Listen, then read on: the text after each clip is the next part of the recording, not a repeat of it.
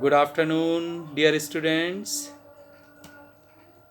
Today we are taking this fourth chapter, that is heat. So we will discuss here something about heat. Okay, so let us start now. As the name of this chapter is heat, what is heat? Now the question arises, what is heat? Actually, heat is a form of energy which flows from one body to another body due to temperature difference. Okay, when there is a temperature difference in between any two objects, energy is released from hotter body to comparatively colder body. So that energy is known as heat. There are certain characteristics of heat which we will discuss one by one. Here in this slide, one characteristic is mentioned, that is, here you are looking a diagram, a picture, which is showing two ends. One end is with red color and another end is with sky color. Red color is showing hot side and blue color, sky color is showing colder side. And now you are very clearly seeing that, watching that heat is flowing from hotter side to colder side. So this is one characteristic, that heat always transfer from hotter body to colder body. It is clear? Now come to second slide. This is our second slide. Now the concept of hot and cold. When we say this object is hot, this is cold, how it may be detected? It may be detected very simply by touching. When you touch an object, very easily you guess, yes, this is hot object and this one is cold object. But do you know how this hotness or coldness or its degree of hotness can be measured? So come to next slide. On the basis of temperature, we can decide any object is hot or cold. Actually, temperature is a measure of the degree of hotness or coldness of an object. This is clear? Now come to next slide. Effect of heat.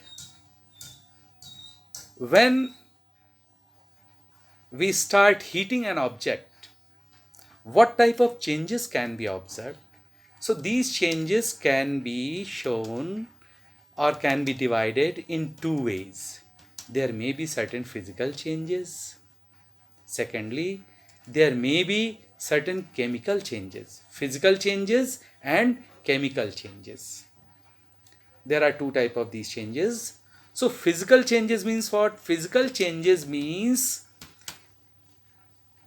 change in state, change in shape, etc. When we say chemical changes, means what?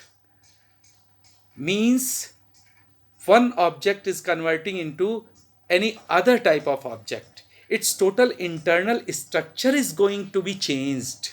That is chemical change, right? Internal structure. In higher classes, you will read all these things. So at your level, I am taking only these points, that physical changes covers change in temperature, change of state and thermal expansion. What is this change in temperature? When we add heat to a body, its temperature increases. Suppose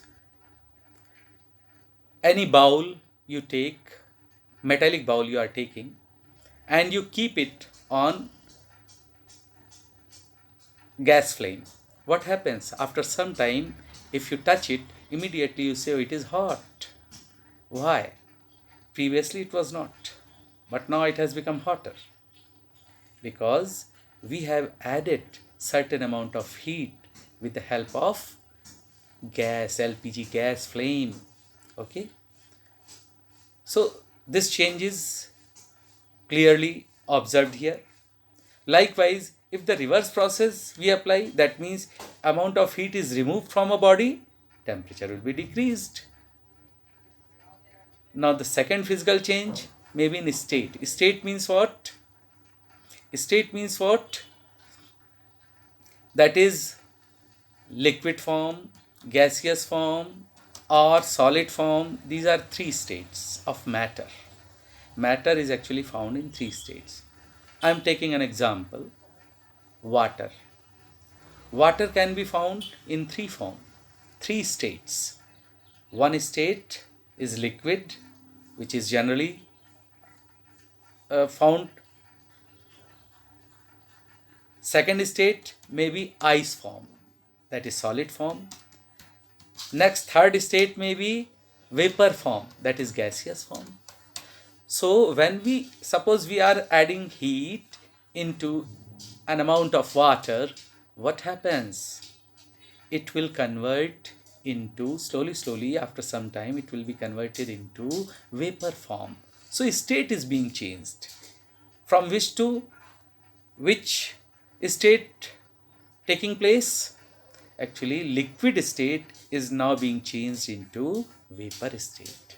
Likewise, if we take a piece of ice and we start giving heat to it, what happens? After some time, that solid form of ice will be converted into liquid form.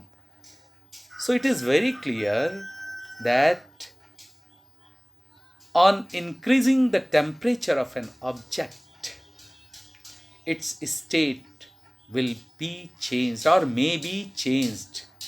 Okay, now come to third point, that is thermal expansion. It is also physical change. Actually you generally use thermocol. Thermocol, here we are using a term therm.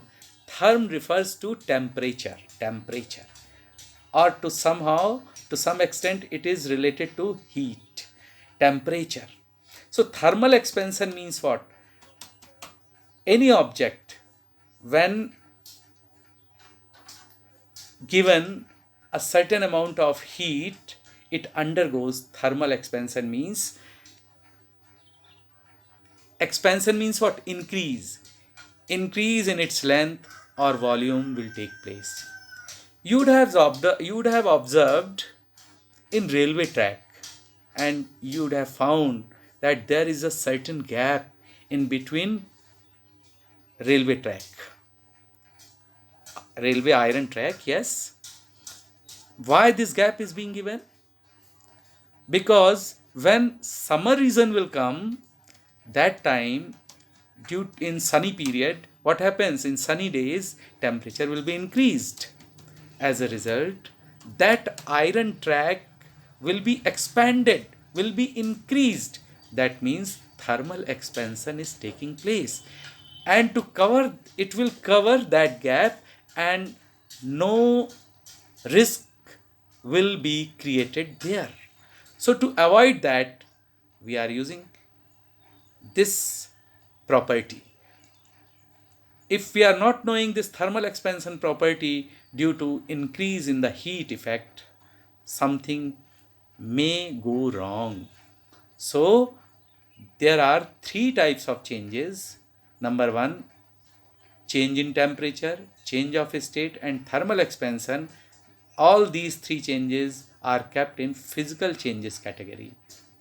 Now come to chemical changes. This chemical changes we will discuss in higher class.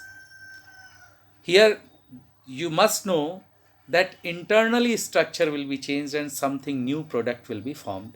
Now come to, in this slide, measurement of temperature. Now the question arises, in what way we measure the temperature? What are those physical quantities on the basis of which we can measure it.